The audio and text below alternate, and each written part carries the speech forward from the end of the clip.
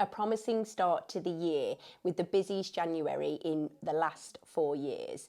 Yep, according to Rightmove, they've had record-breaking number of buyer inquiries. So quite clearly the demand is really increasing. Welcome to our January property market update.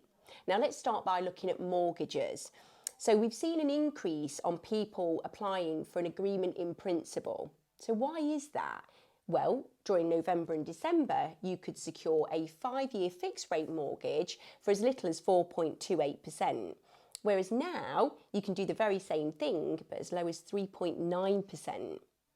Many of you may have seen that Martin Lewis reported this week that economists predict that the interest rate itself will sit around 3% within the next year. You may remember that in our last update to you, we predicted that house prices may continue to fall by a further 1% this year. Well, in the East Midlands for the month of January, we've actually seen an increase of 1.2%, which again is really positive news. So let's take a snapshot of our local market. We've seen 163 new instructions come to market. We've seen 133 property sales, which is a marked improvement against what we saw in November and December.